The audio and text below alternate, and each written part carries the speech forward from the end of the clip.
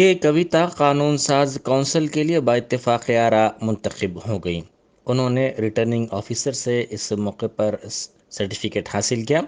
कविता ने बादजा मीडिया से बात करते हुए निज़ामाबाद कामारेड्डी के अवामी नुमाइंदे के तौर पर एक मरतबा फिर उन्हें कौंसिल के लिए मुंतखब करने के सिलसिले में ताउन करने वाले तमाम अवामी नुमाइंदों से इजहार तशक्कुर किया।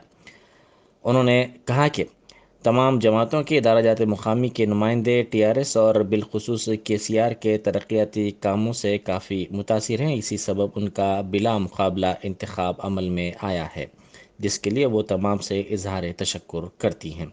उन्होंने कहा कि कामारेड्डी निज़ामाबाद को तरक्की के मामले में नंबर 1 किया जाएगा और इन दोनों की तरक्की नंबर 1 एजेंडा रहेगी। జై తెలంగాణ. నిజామాబాద్ కామారెడ్డి ప్రజాప్రతినిధుల యొక్క ప్రతినిధిగా మళ్ళీ ఒక్కసారి నన్ను శాసన మండలికి పంపినందుకు సహకరించినటువంటి ప్రజాప్రతినిధులందరికీ కూడా మనస్ఫూర్తిగా ధన్యవాదాలు తెలియజేస్తా ఉన్నాను.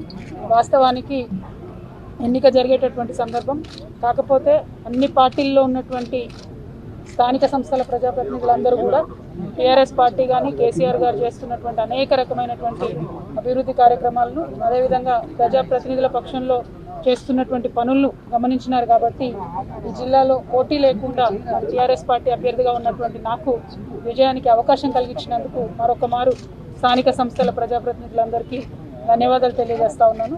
అదేవిధంగా మొత్తం ఉమ్మడి నిజామాబాద్ జిల్లాలో ఉన్నటువంటి TRS పార్టీకి సంబంధించినటువంటి శాసనసభ్యులకు, గౌరవనీయులు శాసన మండలి సభ్యులకు అందరికీ కూడా ఈ ఎన్నిక సజావుగా జరిగి మరి మంచి రిజల్ట్ పార్టీ పక్షాన రావడానికి ప్రయత్నం చేసినటువంటి అందరికీ కూడా పేరు పేరున ధన్యవాదాలు తెలియజేస్తూ, ప్రశాంత్ రెడ్డి గారు చెప్పినట్టుగా మనకు టీం నిజామాబాద్లో మరొకసారి పనిచేసే అవకాశాన్ని కల్పించినటువంటి గౌరవ ముఖ్యమంత్రి గారికి ఈ సందర్భంగా కృతజ్ఞతలు తెలియజేస్తూ ఉన్నాను.